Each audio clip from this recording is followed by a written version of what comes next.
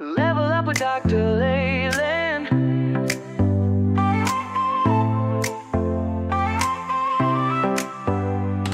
Step into the future, the world is waiting now. Dreams are in the making, we'll show you how. From the books to the screen, from the stage to the stars.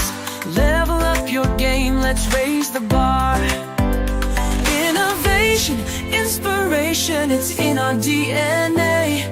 Breaking through the limits, we're paving the way. Level up, reach the sky, take the lead, don't be shy.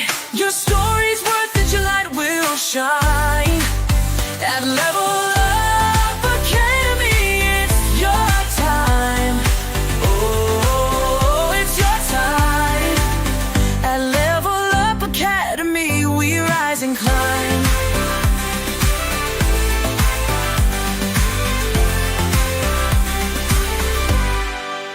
Empowered in your passion, your voice will be heard.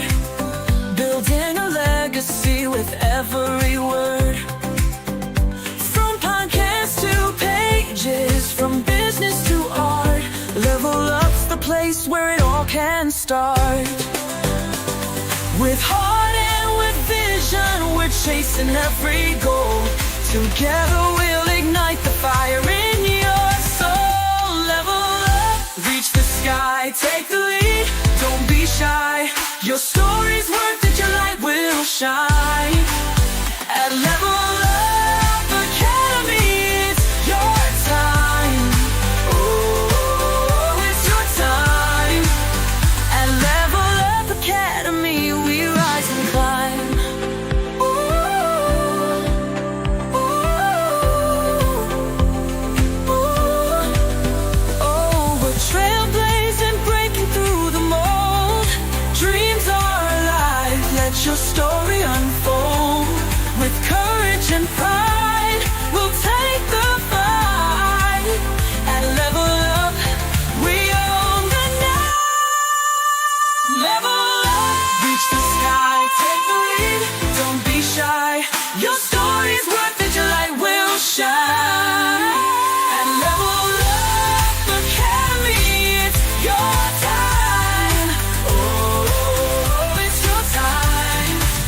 At Level Up Academy, we rise and climb. So let's level up and never look back. On the road to greatness, we're on the right track. Together we'll soar, together we'll thrive.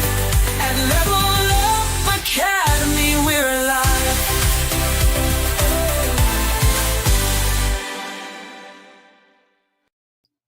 Whoa! Look at that. Yes, we have Troy Carnes today. Amazing brother from another mister. But first, we're going to go to my sponsors. We have Influencing You. This is a platform for all global influencers. I believe you have to have at least a minimum of 25,000 followers or up in one of your influencing platform. So I am part of their teaching moment. So I usually do Fridays at 10 a.m. PST, where I actually will teach you the ins and outs. And of course, I always get freebies every time I teach a course in terms of whatever the topic is. But it's always social media. It's always social media marketing.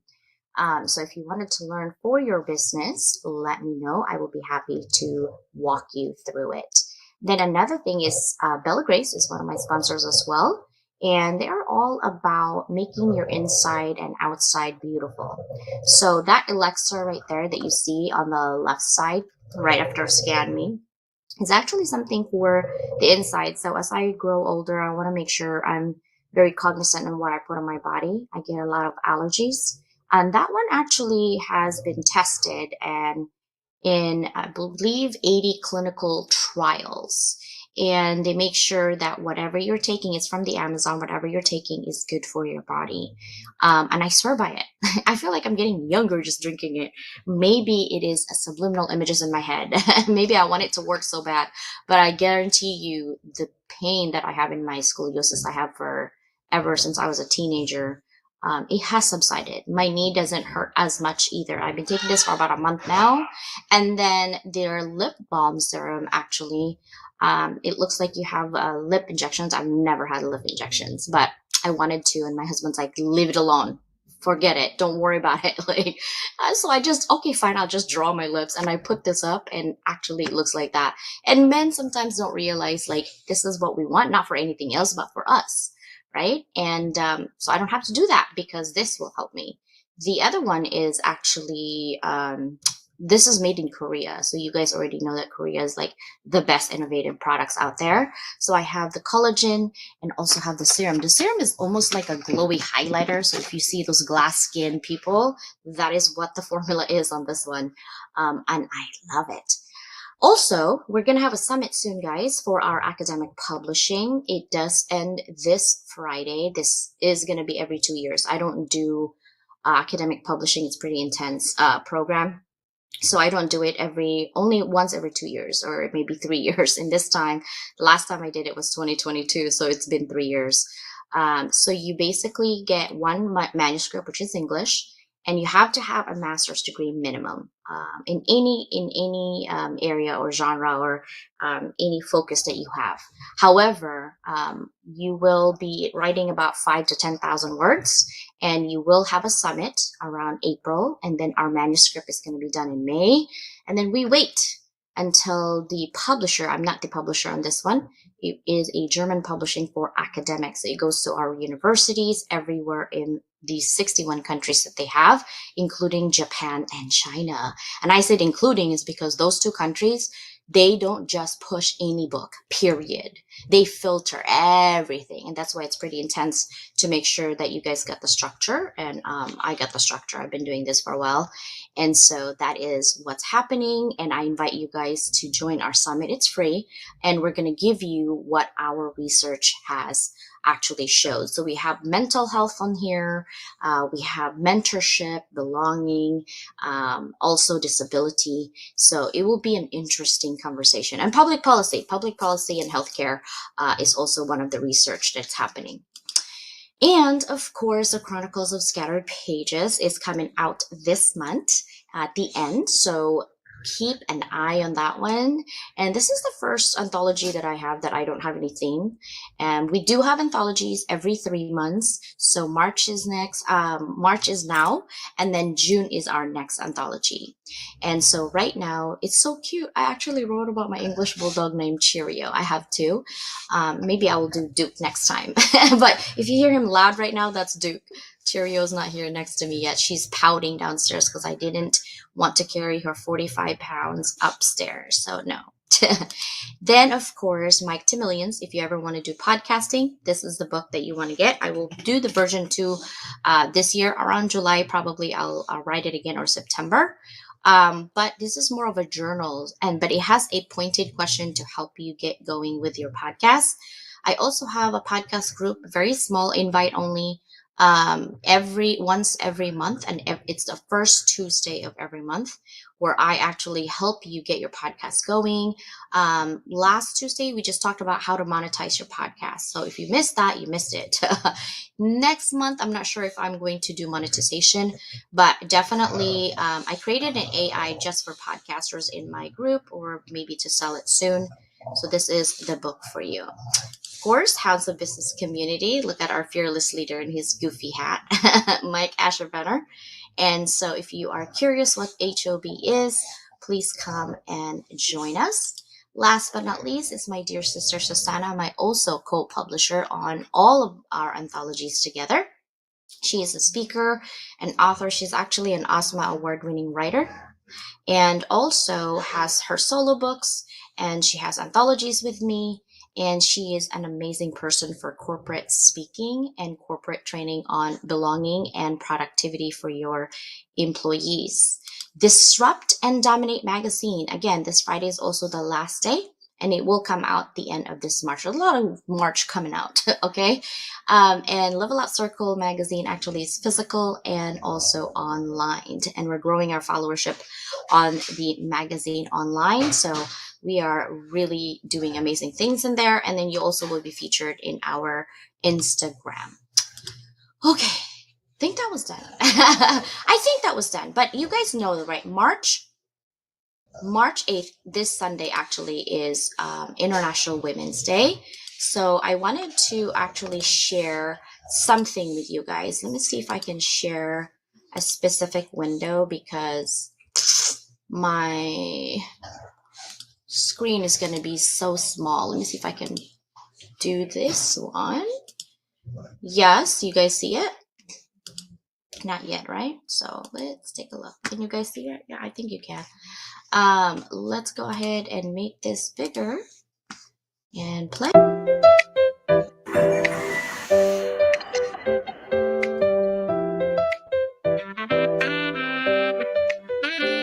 Here's to the women, bold and strong, lifting each other. My name is Bindle. Happy International Women's Day. I'm Susanna Dawn, wishing all my sisters a beautiful and lovely International Women's Day. I'm Danielle Manalis. Happy International Women's Day. Hello, my name is Noriko Whitfield.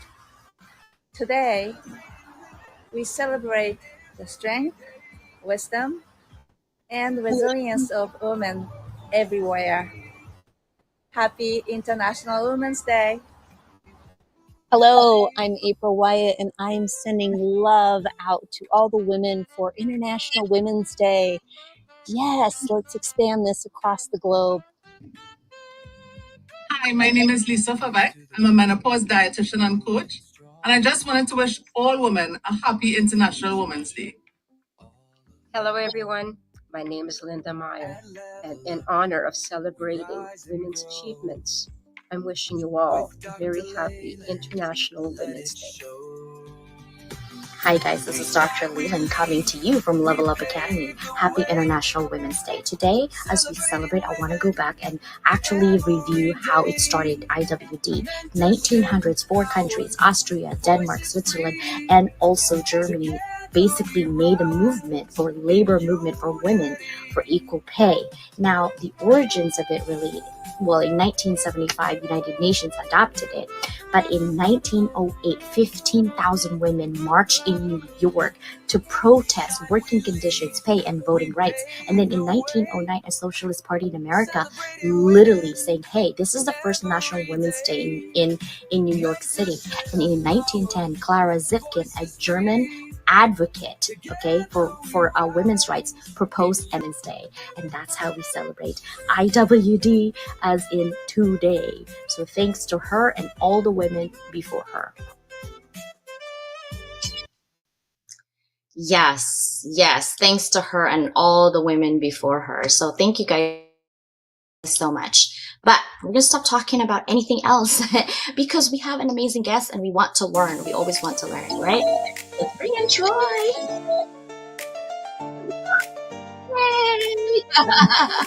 I love the moves. Level up, it's time to rise. Oh my gosh, okay, 607 people in YouTube watching us already, so let's go. First of all, let me ask, who is Troy Carnes? Are you asking me? Yes, who are you? Okay, yeah. Well, I guess in short, I'm a husband, father, author, recovering alcoholic, cancer survivor. Did I say writer? I do that too. You know, and just general good vibes guy. I love that. I love the optimism that you bring in and breathe life in people who likes to complain and have a pity party about, oh, I got a paper cut on my finger, like Mike always does, right? Like wow, whining. And I was actually thinking about that this morning, you know, like, wow, there's other people out there who's actually really, really have issues. And here we are complaining about little things here and there, right? And I want to know, like, I know we only see the outcome. We only see you today, but I want to go back a little bit on how you got here today. Wherever you want to start in your timeline. Wherever I want to start. Okay, well, so here's kind of a story of how things unraveled for me, at least, right? So my wife and I, we take our kids out. It's summer of 2021.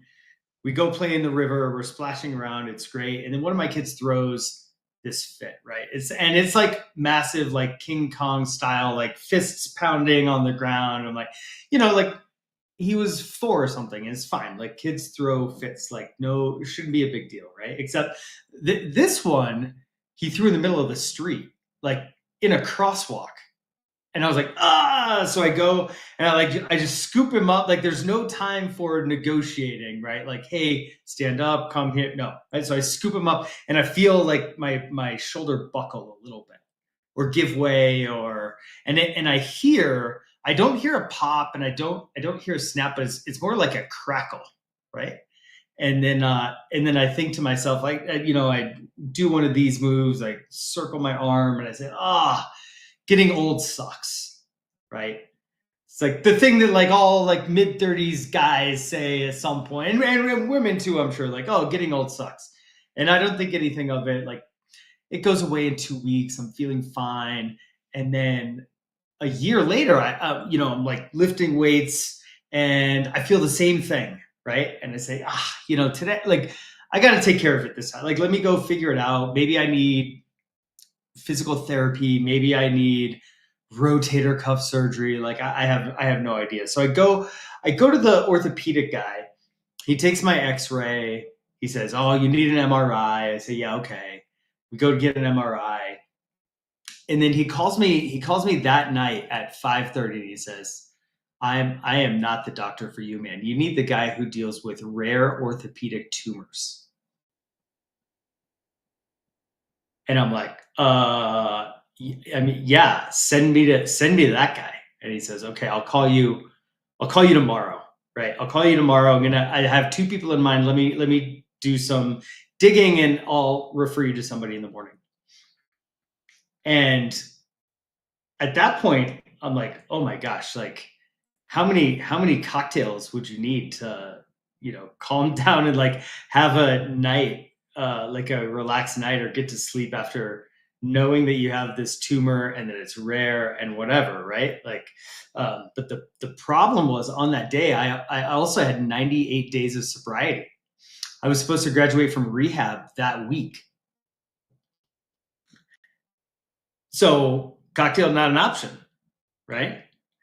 And luckily, I had spent those 98 days in rehab putting together a system that kept me sane through what ultimately ended up being my surgeon called a big, scary, dangerous, rare cancer. It's like cancer bingo. And here I am. I'm like, 1,393 days. So we're now in my cancer, they cut it out of me 3.5 years ago. So and now I'm here with you. It's amazing. I love it. It never gets old when people tell me about their journey and their cancer journey. Because I'm sure in that moment, you had a moment of the why, like why. I saw this young lady, young lady, probably in her 20s, and she's a mom, and she's had cancer for the last 3 years ago, and she just passed away. It's brutal. It's just brutal. You ask why me, and the answer is why not you? What makes you special, right? And I think it goes back to choices, and that's when I want to kind of dive in, because you have a book that basically helps me and you, whoever you are out there, Yeah. 630 of you on YouTube watching, um, reflect on life and what is good, what is not serving you. I don't think there's anything, yes, there is something that's bad, like alcohol, drugs, and all those things, right? But in terms of experience, it's an experience, period. And I think we filter bad and good and indifferent. And, if it's not giving us dopamine and happy mode, it's a bad thing. It's actually a journey that you have to go through, right? So can you talk a little bit about what's in the book? Yeah. So the book is 3 things in it, right? There's stories, science, and systems. And and it walks through a framework that I found really helpful. And I stumbled across this framework, or I should say it was taught to me, because the statistics on people who make it a year without drinking when they try to get sober are not great. There are lots of stats, depends on the one you look at, but safely you can say 2/3 don't make it a year without relapsing. And I asked my therapist, I said, well, how do people mess this up so much? Right? And she said, well, people don't make good decisions when they're hungry, angry, lonely, or tired. HALT. And I said, that's terrifying, right? Because those are feelings that we have every day because we're humans. And so it's no wonder that people have a hard time staying sober. If like those are the things you got to watch out for, like there's no avoiding those, right? Because in my mind I was like, okay, well, let's just see what people like, how people mess this up and then avoid doing those things. But like you can't avoid any of those things.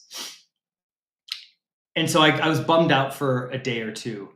And then I thought, well, and I got bummed out because it felt like it was going to take a lot of willpower, to like in a moment when I'm not feeling great to say, okay, like run through that list. Like, am I hungry? Am I angry? And then to make a good decision instead of a bad decision. Like that seemed like a lot of willpower. And CJ, I did not make it to rehab by having good willpower. Right.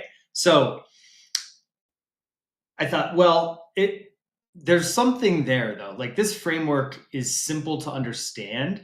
And if I get proactive about these things and nurture them instead of trying to fix them, like that's what I wanted. I wanted to go into rehab and get fixes and solutions. And then I ran into a bunch of issues that don't have solutions inherently, right? Like there's no fix for any of it. These are the things that we're going to deal with all the time. And so I thought, well, if I can get proactive about those things and set up my life so that I'm eating in a way that like I'm not getting so starving that I'm making bad decisions, or that I'm not stuffing my emotions until I explode, or I'm not secluding myself and getting lonely. If I could get ahead of all of those things, then I might get a shot, right? And that was my goal when I set this thing up. And little did I know how much I was going to need it until I got that diagnosis.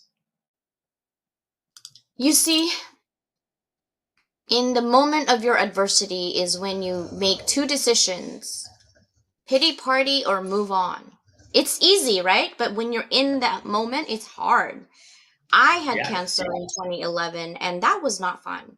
I wanted to just like crawl up in the cave and said, okay, I guess this is, it. But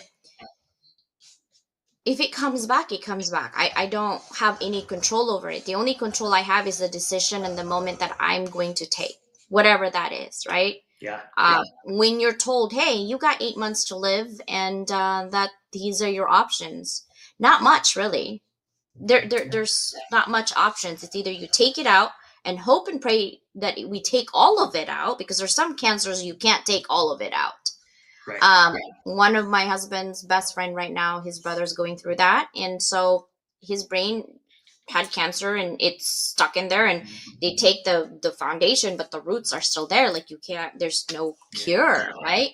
Then you have guilt. So how do you do this? Well, you're not actually living for yourself at the moment. You're actually thinking about my family. What about my kids? I think what I was thinking is, okay, my thoughts was a little bit selfish, maybe. But maybe if moms, I would love to ask some moms who have gone through cancers, right? And you have little children. The first thing that got thoughts like, I will be damned if another woman is going to raise my kids. Like, that was my thought. Like, children. And I almost died on the first one. Like, that was the first thought. I was like, okay, CJ, like maybe you should live. Yeah, I'm going to live for this, just this reason, It's funny, but it's not funny at the moment. I'm like, another woman's going to raise my children? What? No, I'm not even going to see them when they grow up. No, like I was arguing with myself. Oh my God. Yeah. Not funny at the time, but now you tell it well. It is funny now. But what was your thoughts when you were given that and you see your children and your wife, and what was going through your mind? Yeah, I mean, there was a point of time when my range of outcomes were pretty big, right? Before the official diagnosis, it was like maybe this is benign, you take a pill or whatever, or you die, right? Once I got the diagnosis and my surgeon said, "Well, we can take this out. We can cut it out," and I feel pretty good about that. Um, yeah, it was you nailed it. It was all about the kids. I thought about I tell the story a lot, but I talk about the like mourning the games of catch that I wasn't gonna play anymore, right? Because like I got it's in my right shoulder. I can't pick my arm up over my head. And I just thought about the first thoughts were all about the things that I wasn't gonna be able to do, right? You have this quintessential like father-son catch in the backyard, and I was like, well, that's out now. Um, but I married a good woman, and she said to me, she said, well, yeah, okay, you won't do that, but like everything will just look different, right? You'll throw underhand. You'll do what are you doing when you're playing catch anyway, right? You're just bonding with your kids. So you'll find other ways to do that. And the important thing is that you will be here to figure it out. And I said, God, I'm glad you're around. I'm going to keep you around because You're a keeper. yeah, that's pretty good advice. Yeah, exactly. Wow. Okay. I love that because, at that time when I found out, my husband was working, maybe I only see him twice a month. And I was with the little kids, and it was difficult. And he actually found out, and he came home, and I mean, we lived in DC, a little bit like Northern Virginia at that time, and he was in the Navy Yard all the time, and he's like, okay, this project can wait, like this is more important than anything else. It's been difficult because we didn't have any family. My family was here in San Diego. We were in the East Coast. He had no family in there. All of our family and friends are in San Diego, so we were alone. And during surgery, he would just take the kids with him, wait in the hospital. And I could see the kid's face like, Mom, are you going to be okay? I'm like, I'm here. I still need to spank you for what you did the other day. Don't worry. Like that was my thought. Yeah. And I was just making sure that it was normal for them as much as possible.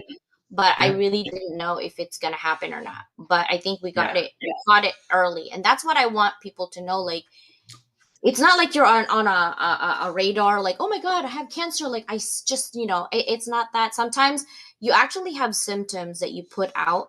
I had some. I don't know if you had any. Pay attention to your body is what I'm going to say, right? Because you will have some of those symptoms that is not normal, but you're like, I'm just tired. I'm just really, because I don't know why. I mean, I had kids, so my kids were running around all the time. So I was like, man, I'm so exhausted. And I would take long naps all the time. And I would have like pain in my left side. I'm like, oh, maybe because I was running and it's just painful. Like, I would make excuses for all the symptoms until I had to go get checked, because I was like, okay, I'm in like so much pain. I don't understand. I don't think that's normal anymore. And then they're like, yeah, no, it's not normal, right? Healthcare also is bad because it takes forever to get your results. I was lucky that I was in Virginia, where emergency, there's no line. In California, it's 6 hours. What are your thoughts on that, Troy? Like, did you have symptoms that you feel that you're making excuses like, yeah, it's okay? 100%. Like I just said, for a year, I just said getting old sucks, right? Like, oh, I'm just getting old. I'm like, I'm in my 30s now, so I'm just getting old.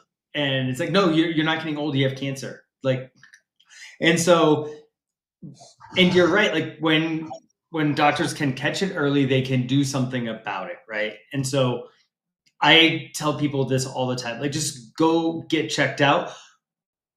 What's probably going to happen is that you don't have cancer bingo, and they're going to tell you that you're old. And that's amazing. That'll be the best news that you get all day, right? So that's step one. Step two, the healthcare question.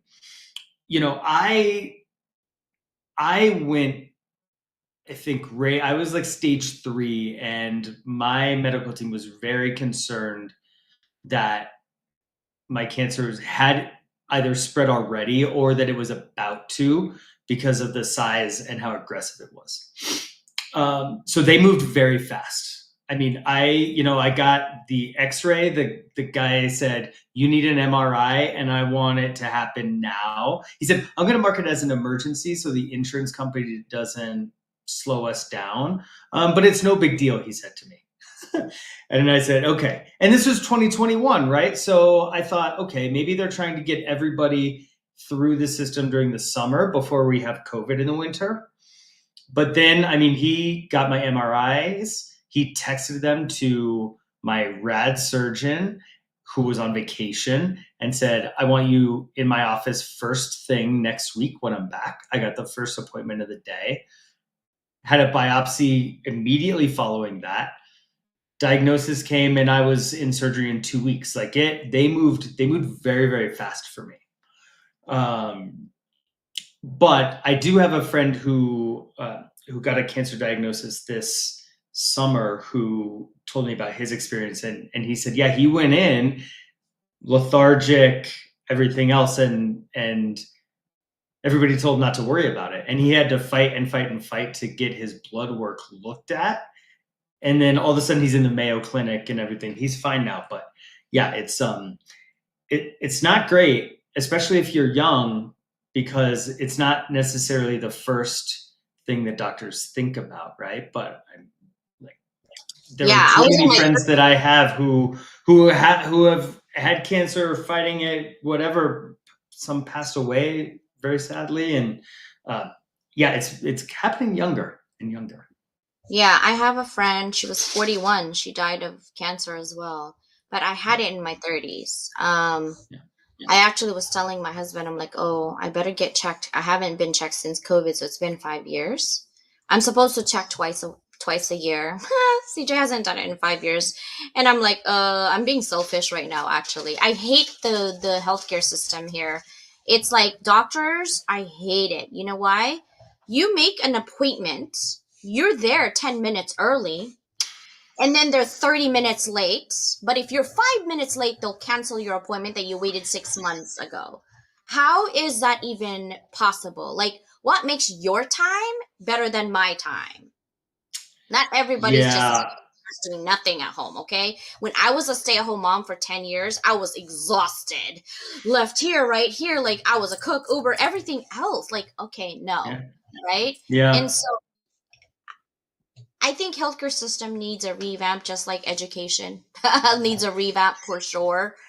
But what we can't control, we can't do nothing about. What I want you guys to do is take control of yourself. If you feel that there's something wrong, get it checked, period. And don't stop until you figure it out.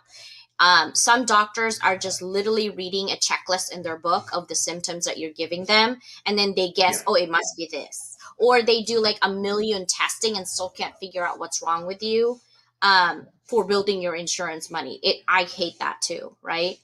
But we're talking about HALT, and I want to go back to that because all of these actually goes back to that. How did you find HALT in terms of helping you grow and stay optimistic despite all of that, like activities and I'm sure you had some drama going up and down during this time. I'm sure of it. Right? How did you survive using HALT? Yeah, well, as I started thinking about why HALT makes so much sense, I thought about it like this, and it kind of fits on a grid or like a 2x2 matrix, right? Because a lot of our problems are like physical or emotional, right? And then they're either internal or external, and HALT fits on that grid. So if you think about your problems that are physical and internal, that's like usually hungry, right? Like it's hard to think of a sensation that is more internal and physical than that.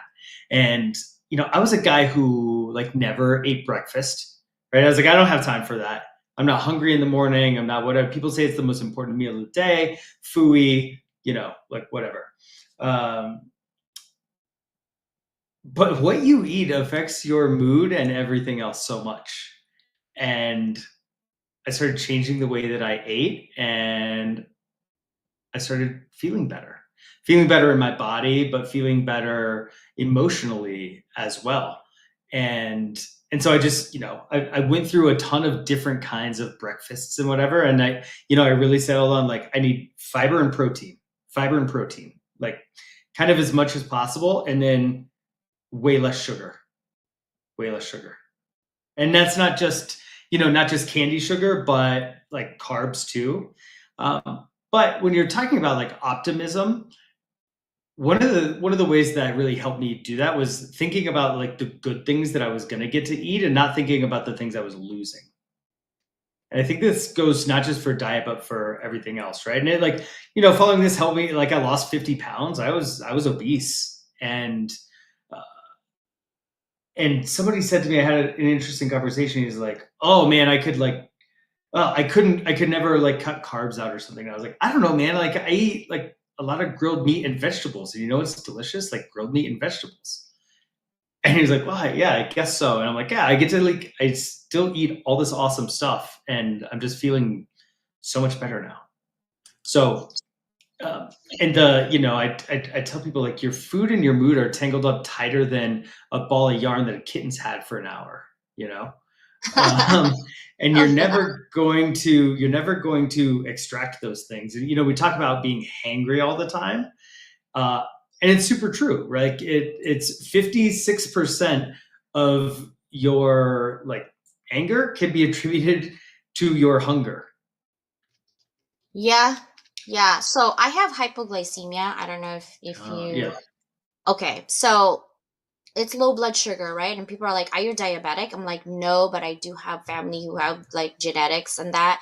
So I always carry candies or mints or things like that. But orange juice is the best. When you have hypoglycemia, drink that orange juice right away. Not even candy, like orange juice.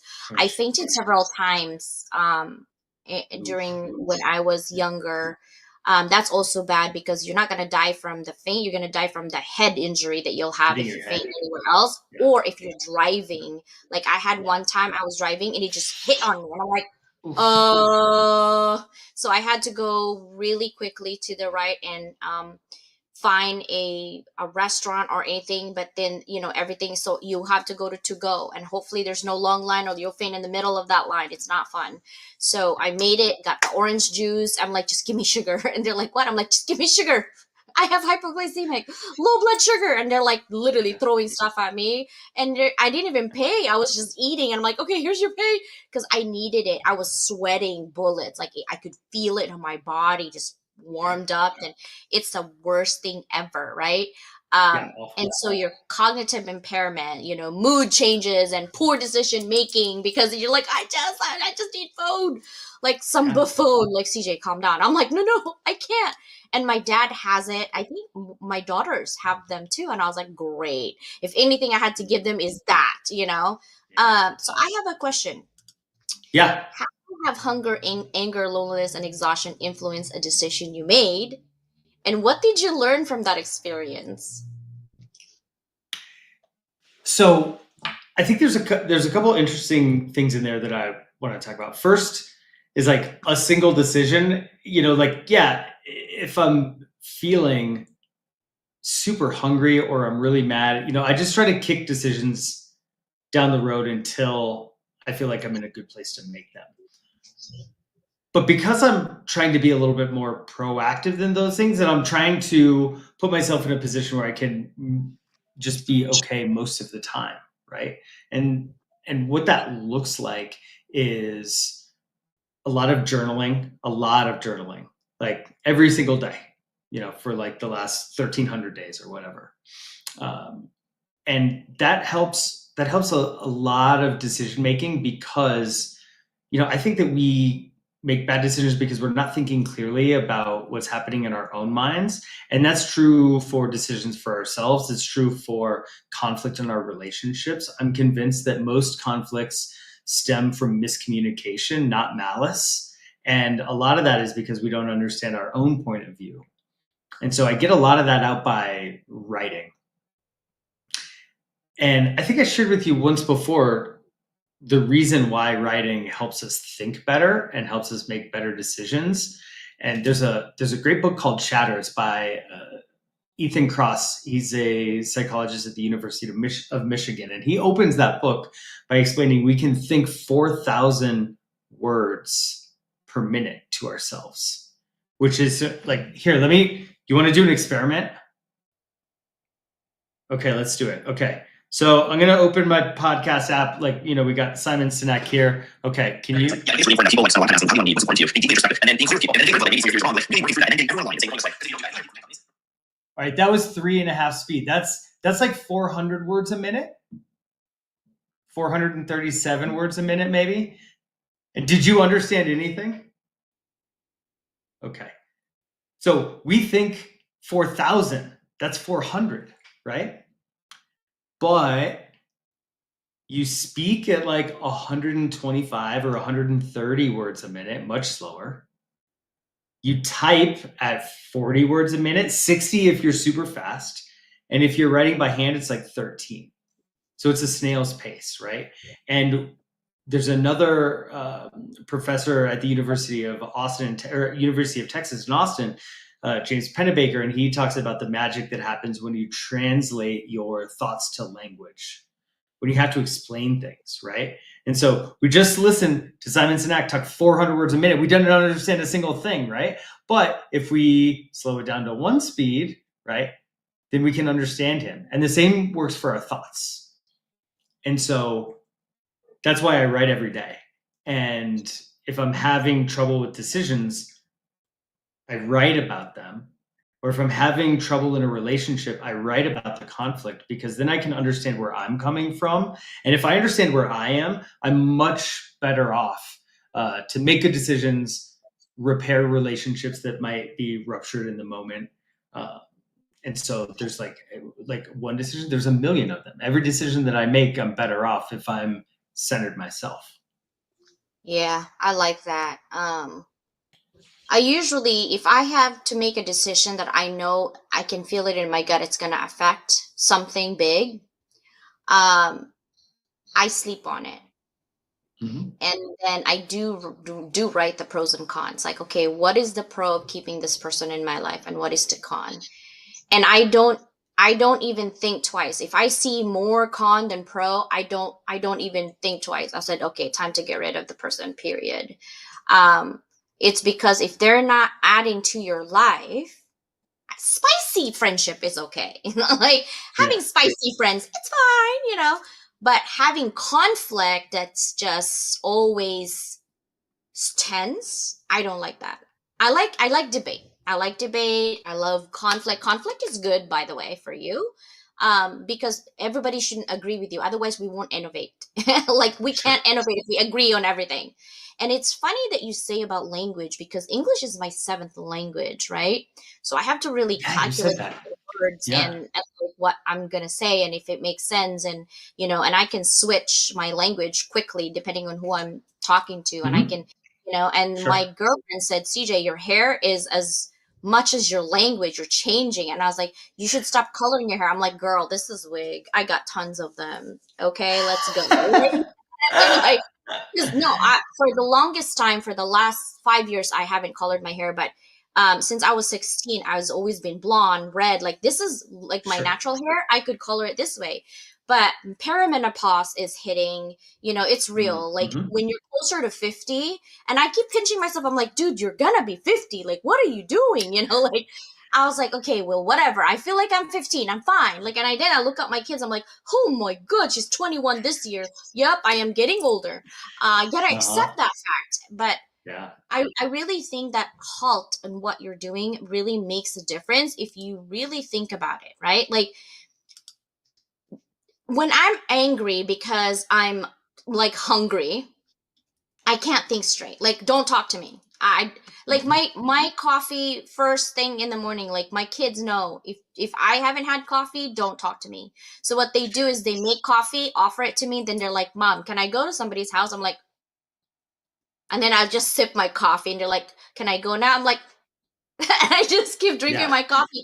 And I'm like, okay, are you good, Mom? I'm like, yeah. So I always make breakfast Saturday and Sunday, because Monday to Friday is super busy in my house, right? And no one really eats a breakfast, but we do have yogurt. and so they can take it to go. And I like to put nuts in them and blueberries. Um, and I also realized, like, I'm Asian, I like to eat rice, but I cannot eat rice every day. Mhm. I notice I'm sluggish. And then because I work like maybe 15 hours a day in the computer, maybe more, Mhm. I'm doing mommy floaties. I'm like, where did this come from? And my husband's like, well, if you're sitting down, where do you think it's gonna go? I'm like, oh. So I need to really get up and exercise. And loneliness. Let me ask you something. I think if we have a barometer for loneliness, I think during COVID and now even still after COVID, there's more people who are lonely even though we're more connected. What do you think? A 1,000,000%. This part of the book scared the crap out of me. It was the most sobering section that I wrote because I didn't realize the consequences and the impact that loneliness can have on us and how it's getting much, much worse. So here's an example. In like 1990, only 27% of people had fewer than 3 good friends, right? Somebody who you could call a confidant, right? Now, half of us don't have 3 friends. We'll go even further. Being loneliness will kill you. And there's a study out of BYU, and there are 3 tiers to this. One, if you feel lonely, right? This means if you don't have as many social connections as you would like to have. So it's subjective. But if you're feeling lonely, your mortality rate goes up 26%. 26%. If you are socially isolated, and that's the objective number of social connections you have, that number is 29%. And if you live alone, it's 32%. So loneliness is awful. And there are lots of not just emotional, but physical side effects that come with it that will make your life shorter. Okay. It's really sobering. Okay. And then you look at the statistics from the Bureau of Labor statistics on how we spend our time and who we spend our time with, right? When we're young, we spend a lot of time with our friends, yes? When we hit 24, we spend less time with our friends than we do alone, with our family, with our coworkers.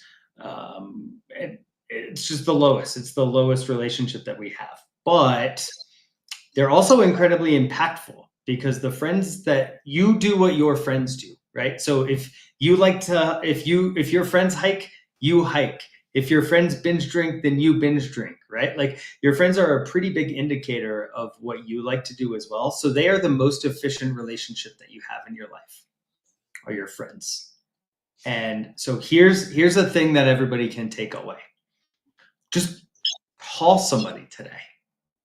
I started just calling somebody once a day, and it is like the most dopamine. You talked about dopamine before. It's the most dopamine that you'll get all day if you just call somebody to say hello. But we don't do it for a couple lame reasons, right? One, we think we don't have time. You have 10 minutes. You're too busy. You're too busy. Like lots of statistics out there showing how much more productive and efficient you're going to be if you take a 10-minute break. So take a 10-minute break and call one of your friends just to say hello. Okay. Or people sit in traffic, call somebody in traffic. Like you have 10 minutes, right? You're listening to a podcast or you're listening to music instead, call somebody. Okay. Or they say, ooh, it's going to be super awkward. Like, I'm not sure what to say, or like, I don't want to bother them. Listen, your friends will never be bothered if you're calling them to say hello. If you're always calling your friends because you want something from them, maybe that's different. Or you're calling them to complain all the time, maybe that's it. But like, listen, like, you're friends with these people. They want to talk to you. Just call them so you're not bothering them. And then they think, oh, maybe it's going to be awkward. And so I have you can think this is a very old, very dependable framework to just get a conversation started, and it's Ford, right? So you ask them about their family, their occupation, their recreation, or their dreams. Ford, super dependable. It works every time. But guess what? You're not going to need it. Once you get 7 seconds into this conversation, you'll just start talking because they're your friends, right? Yeah. And what are we? We're like in a social media first world or a text first world. But, social media is like the potato chip of connection, right? Like, like you can't just eat one, right? Like, why? Because they're not satisfying. Because it's not satisfying, right? It's like you get a quick thing of dopamine and then it's gone, right? Like calling your friend is like having like a ribeye. It's satisfying. It's really great. So that is the thing that everybody can do. Now, if you're also thinking, oh, I don't know who I would call. I hear this excuse too. I don't know who I would call.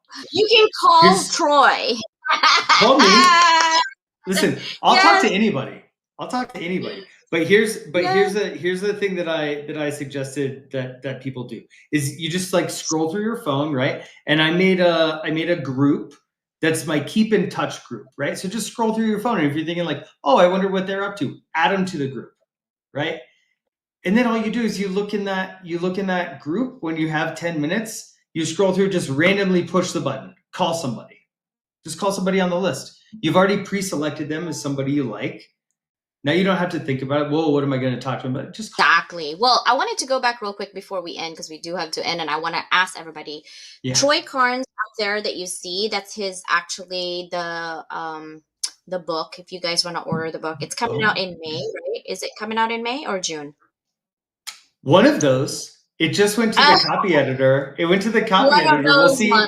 We'll see how many mistakes I made. But no, it should be like end of May or early June. I'll have the copies. We'll have the QR codes for you guys as soon as the book, but you can pre-order it now. It is in the works.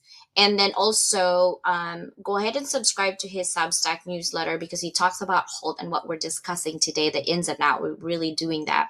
I wanted to go back to the notable research that you were talking about the initiatives. English longitudinal study of aging from ELSA, really. I'm doing research right now, but it's about mentorship, and it's part of that.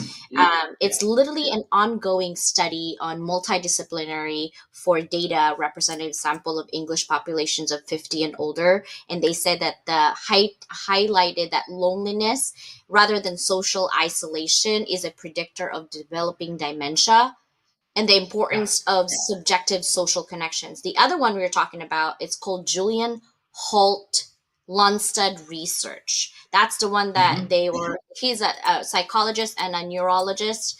And basically his work demonstrated that poor social support is linked to increase in mortality.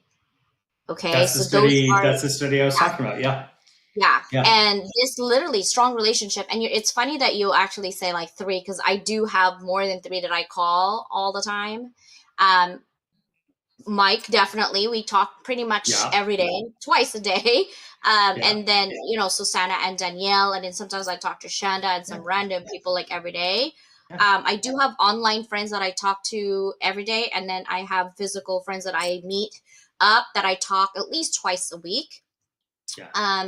Because it's important to me that we keep that. Like sometimes we get eaten by online friendships, but not physical friendships. Like it's important to actually be with someone physically, get a hug, get a kiss, get a bump, like get a dancing going on. Like love the dance. Important, right? Like, you make a fool out of yourself. I'm like, okay, why don't you make a fool out of yourself right now? Instead of laughing at me, laugh with me. Like join me.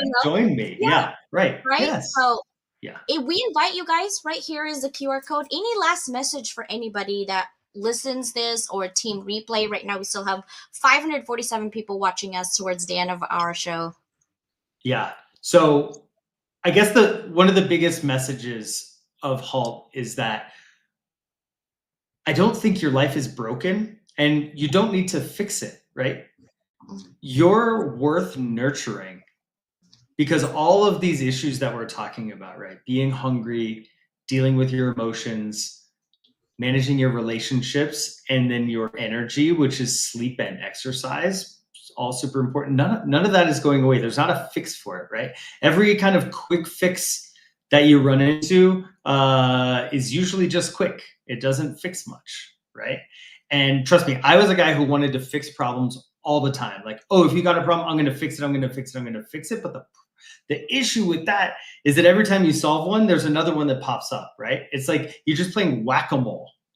And when I realized and accepted that these are the big problems that don't have solutions at all, and started treating them more chronically, right? Like just nurturing them a little bit at a time. Not only did I feel better, but I started getting better results too.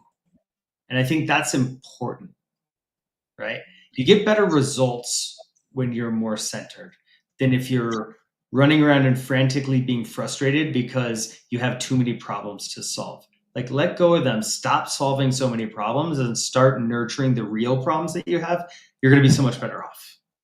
That's so true. Thank you guys so much for being here. Yes. Come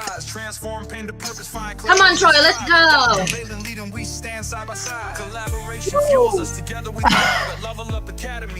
Love it. Thank you so much. Thank you for having me.